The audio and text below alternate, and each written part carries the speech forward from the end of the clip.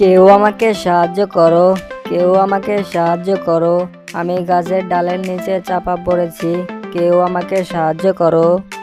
বাবা বাবা দেখো, কে মনে হয় বিপদে পড়েছে, চিৎকার করে সাহায্য চাচ্ছে। হ্যাঁ টুনি, আমিও শুনতে পাচ্ছি কেউ চিৎকার করে সাহায্য চাচ্ছে। চিৎকারটা ওদিক থেকে আসছে, চলো সবাই ওদিকে যাই।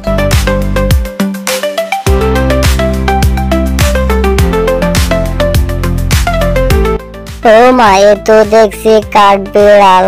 তুমি তো ভালোই কথা বলতে পারো দেখে আজ তোমাকে সাহায্য করতে পারলাম। এই কথা বলে টোনা গাছের ডালের নিচ থেকে কাঠবিড়ালিকে মুক্ত করে দেয়। তোমাকে অনেক ধন্যবাদ। তুমি যদি আজকে না থাকতে আমার যে কি হতো, ডালের নিচে চাপা পড়ে আজকে মারাই যেতাম। ধন্যবাদ দিতে হবে না, বনের কোনো একজন বিপদে পড়লে প্রত্যেকটি পাখির সাহায্য করার দায়িত্ব। এখন আমি আসি। টোনা, এই বনটাই তো ভালো, চলো আমরা এই বনেতেই বাড়ি বানাই। টুনি, তুমি ঠিকই বলেছো, এই বনটা অনেক সুন্দর। আমরা এই বনেই বাসা বানাবো। ওই যে একটা পাখির বাসা দেখা যাচ্ছে, সেখানে যাই। বাড়িতে কেউ আছেন? হ্যাঁ, আমি বাড়িতেই আছি। তোমাদেরকে তো চিনলাম না, তোমরা কারা, কোথা থেকে এসেছো? আমরা পাশের বন থেকে বনে এসেছি। মানে আমাদের বনে হাড়ি বানানোর ভালো মাটি শেষ হয়ে গেছে।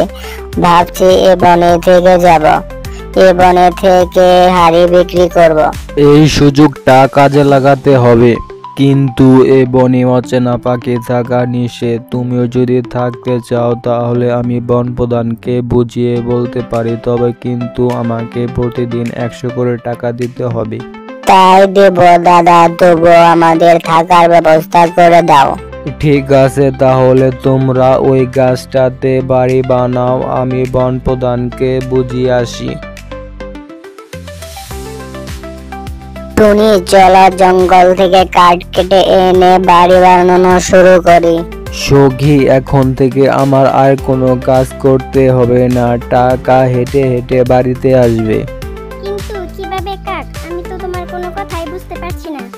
এরপর কাক সব কথা খুলে বলে। এদিকে টোনাটনি জঙ্গল থেকে কাঠ কেটে বাড়ি বানানোর কাজ শুরু করে দেয়। এভাবে সেদিন শেষ হয়ে যায়।